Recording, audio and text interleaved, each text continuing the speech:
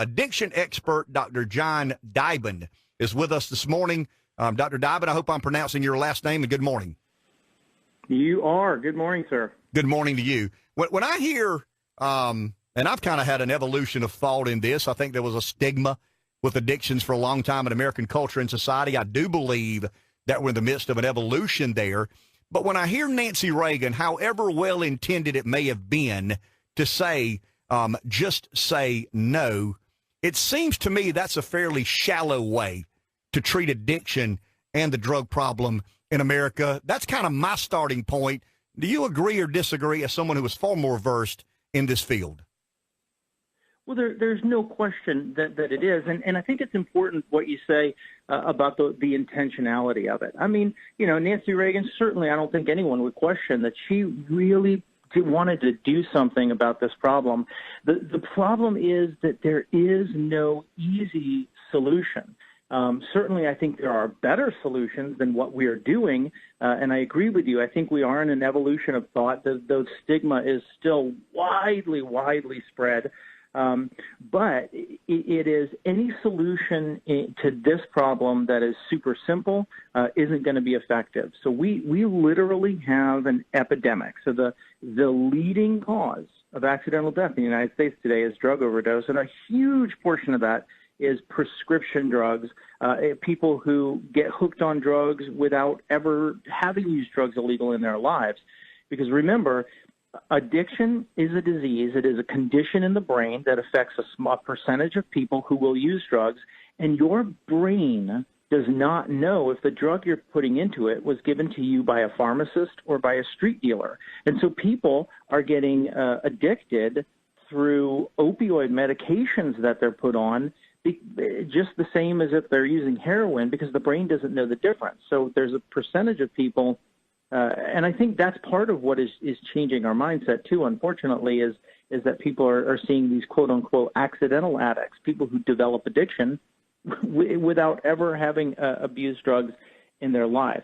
But if you're going to address an epidemic, you have to use the rules of epidemiology. So that's the science of it.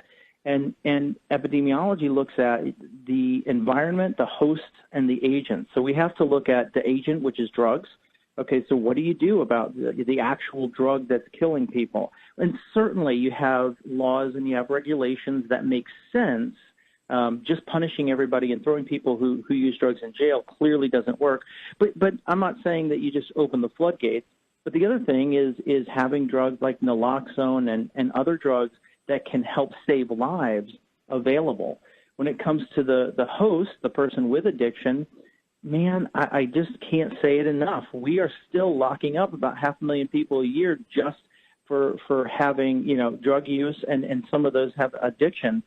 And it's getting worse. The only solution once a person becomes addicted is to treat it. They have a brain disease and need treatment, and they can get better. And then finally, the environment, you said it. We have to change our cultural mindset and the way we view this, and understand that these are not bad people trying to get good. They truly are sick people trying to get well. Dr. Dyben, I want to ask you this, and I appreciate your time, and that's so well said, your previous statements. We have treated addiction, drug addiction in America in particular, as a criminal problem.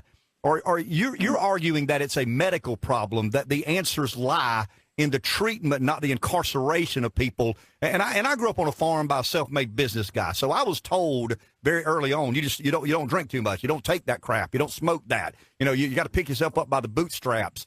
These people are basically helpless when you offer that as the argument of how you are to stop that. So, I don't want to mishear you, but I think I'm hearing you say something that I believe, that this is not we don't have a criminal answer. There is not we can't incarcerate enough people to solve the drug problem in America. It has to be multifaceted, and treating it as a medical condition has to be one of the primary components.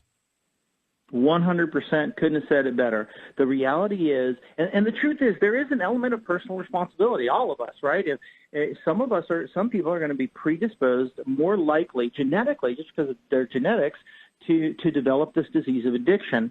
And so we should all be responsible and take responsibility for our choices. However, once a person, for whatever reason, does develop the disease of addiction, it changes the brain, and you are helpless is exactly right.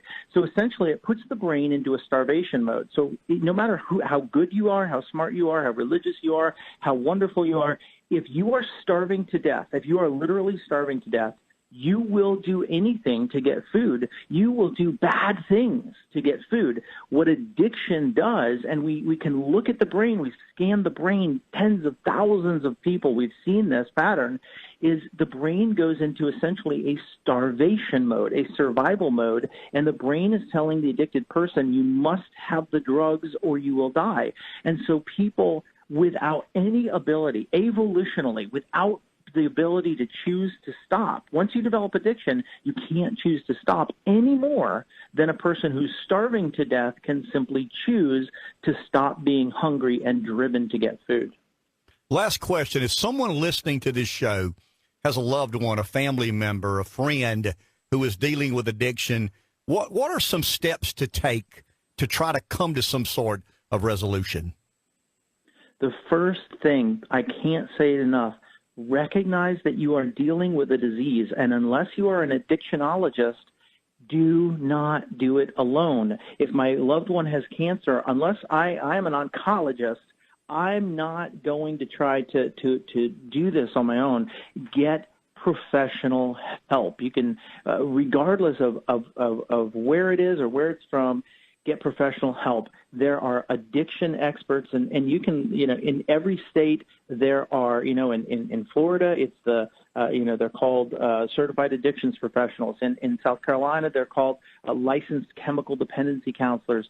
There are addictionologists who are physicians, medical doctors who have ASAM or ABAM after their name, and they understand this disease of addiction.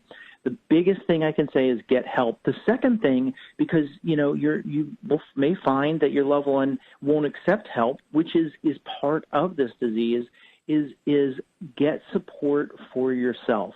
Al-Anon is a great place to start. It is a free group, just like AA and Alcoholics Anonymous is for people who have alcoholism. Al-Anon is for people who their loved ones have addiction, because you can feel just as powerless, and sometimes you can feel hopeless.